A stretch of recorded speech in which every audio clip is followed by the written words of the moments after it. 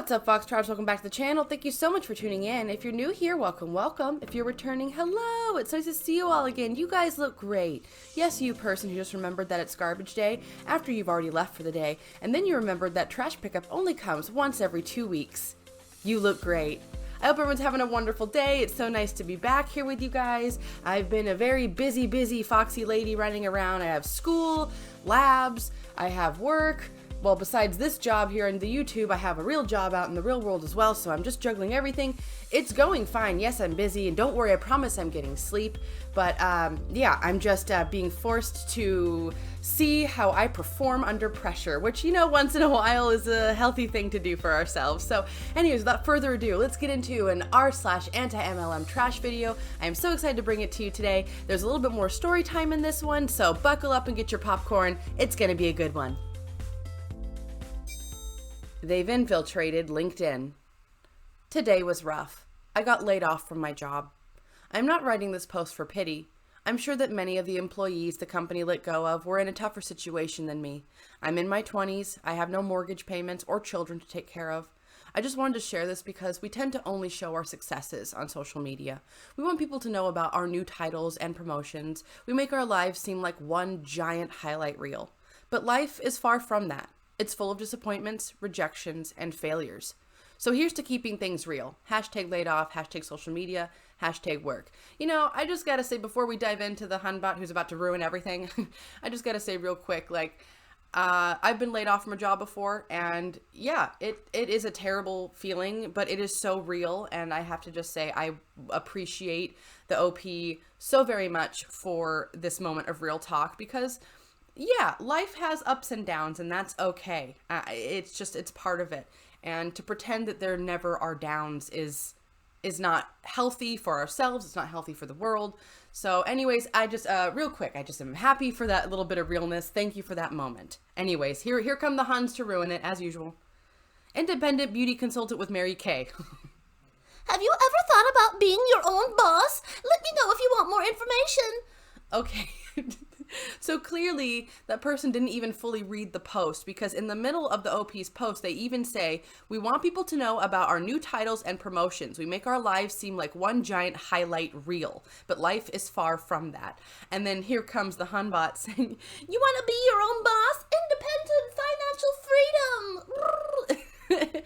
It's like, okay, so I guess, good job, way to troll the forums and way to find somebody who, you know, is in a situation where they might need a job. Way to go, I guess, but didn't even clearly read the message. And obviously you can see the comment back from the OP says, sorry, I don't support MLMs. Very clear, concise, to the point, no BS, because that post was not asking for a job or for pity or for anything. They were just simply doing exactly what they said, which was being real. They were having a moment of realness on their social media and saying, yes, I've been laid off. Everything is not sparkles and rainbows. What do you know? And of course, you know, the Hunbot doesn't catch any of that. The subtlety goes right over their head. Independent beauty consultant for Mary Kay is obviously what this person wants to do now that they've been laid off from their job, etc., etc. I know there's a few of you that get really annoyed that I say etc. a lot. I'm sorry. I don't know why I do that. I know that my mom does that. So I think it's something that I've picked up, and now into my adulthood, I've started doing it. I promise I will start trying to make an effort to say etc. less in these videos. I promise. All right, guys, we're about to launch into a story time. So I hope you have your water or your popcorn. This one's going to be a little bit longer. So here we go. A year in Amway ruined my health and finances. This is my story. I just found this sub, and it's been very helpful in not feeling alone during this time. I think my story would be appropriate here. I apologize as this is very long. I've included a TLDR at the end. I was involved in an organization, let's call them org, that wasn't Amway itself, that used Amway and their products to make money. I was in my last year of university studying something I absolutely despised. My SO was working in an industry making a good enough wage. We valued intentional minimal consumption, sustainable practices, healthy eating. We wanted to retire early through means of saving and investments, maybe around 40. To us, that was living richly. Well, I was in a bad place. Recently estranged from family, won't go into that, but it was bad, dealing with chronic illness, facing an industry with debt that made me feel depressed, I had lost most of my friends because I got involved in a student organization that was catty and burned me out. We're seeing my great judgment skills here. That's when I got the message from a friend who described these people he had met that changed his life. He was on track to retire at the end of his 20s and had a supportive and loving group of friends with him that were teaching him how to create wealth so he could live the lifestyle of his dreams, never mentioning Org's name or what they did. Foolishly, I thought this was a godsend. It sounded like everything my SO and I were talking about for years. I met the mentor at a coffee shop. I had to drag my significant other there because we had to drive 2 hours out of town for it. I'll get to that. They told us this meeting was to see if we fit with Org, as they are selective. Only 1 in 10 people get in. They said it wasn't a scam or a get-rich-quick scheme. It was actually a get-rich-slow plan. Wow.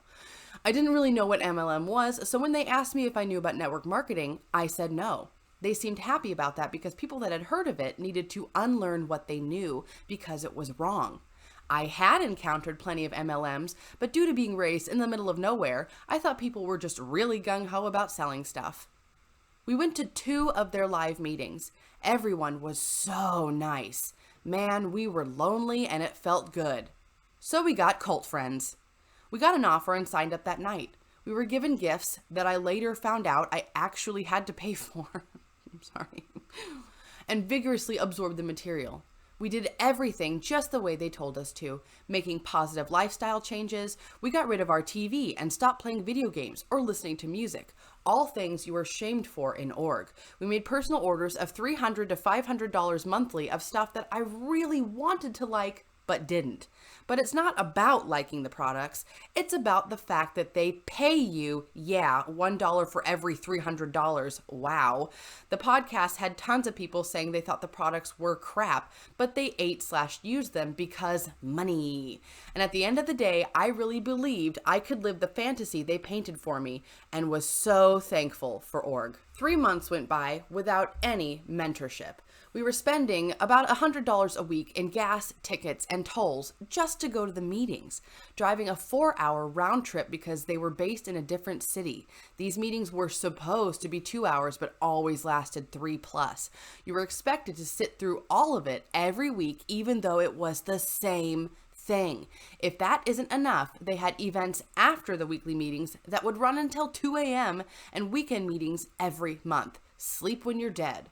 The speakers were bullies. I was told I create my problems and the reason I don't have the life they have is because of my bad choices. I'm weak, emotional, concerned with unnecessary things.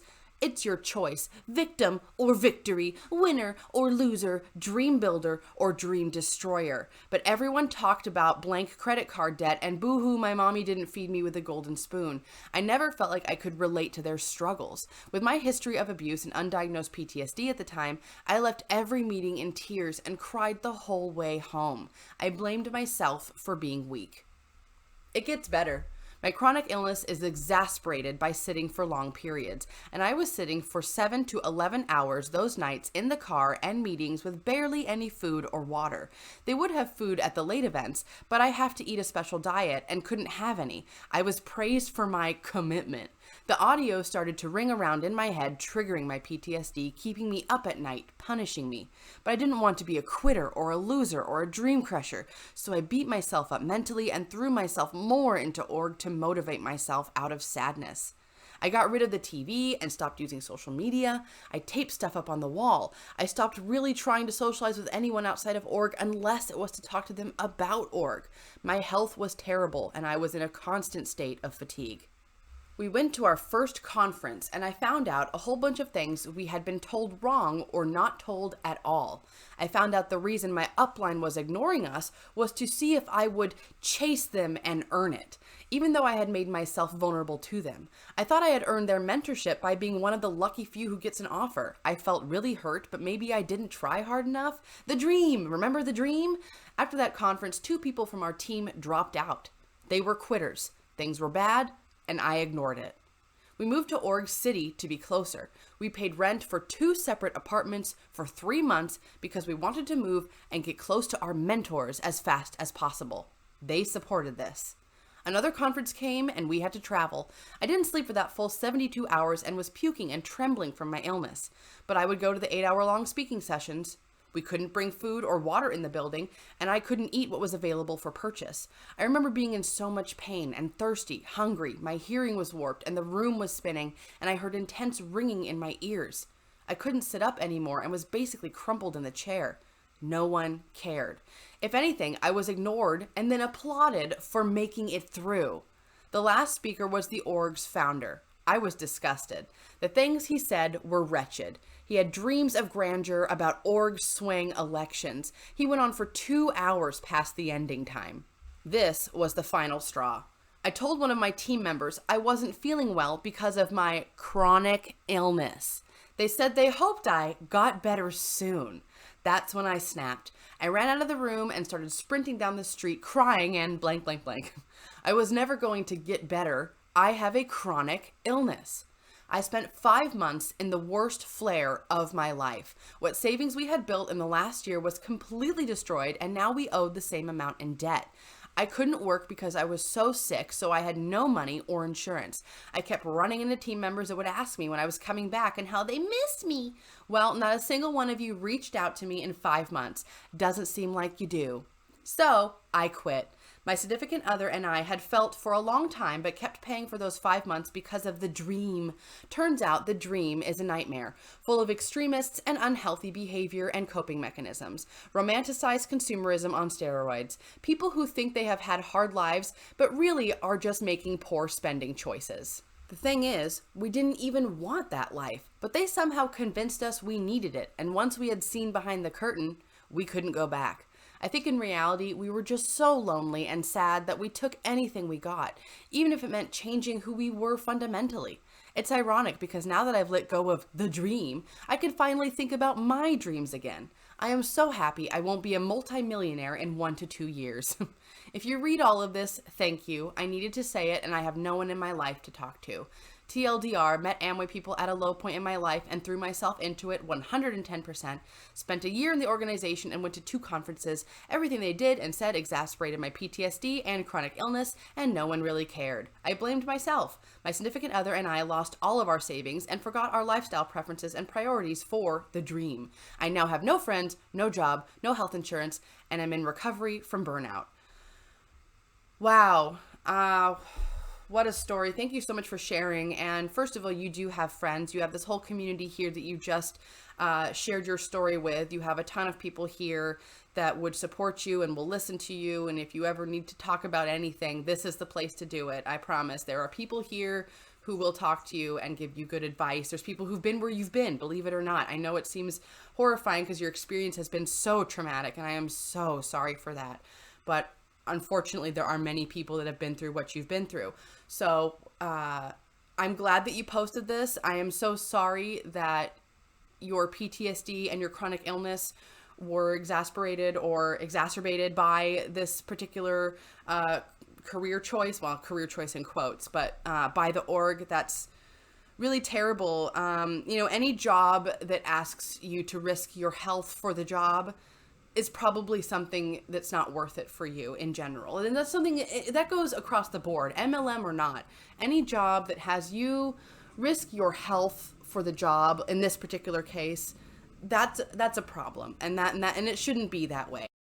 So yeah, in summation to that whole story, my word, I am so sorry you had that experience. I am so glad you got out of it. I am so sorry that you are experiencing financial struggles. But you are not alone, and I just really, really want to express that to you. And maybe some of you Foxtrotters here, maybe some of you could go find this Reddit post and maybe show some support to this person and let them know that they are not alone here. I was recently diagnosed with polycystic ovarian syndrome after going to the doctor with severe hair loss at 25. I told my mother my diagnosis and that I'd probably be cutting my hair off. She asked if she could ask her salon about what they could do to help, and I said no. I would do it myself and find my own salon. Well, the next night she called me and said, I talked to a hairstylist at my salon, and she said she has a lot of experience with hair loss. Oh, does she have PCOS too? No, I didn't ask. Mom, that really wasn't your business to share. That's my business. That's not appropriate to share my medical information with somebody, especially after I told you not to share it with people at your salon. Oh, okay. But I texted her your information, and she's reaching out to you. Mom, I know you meant well, but that's very inappropriate to cross explicit boundaries. When you do that, other people will say they're trying to help and will just end up trying to sell me essential oils for hair growth or something.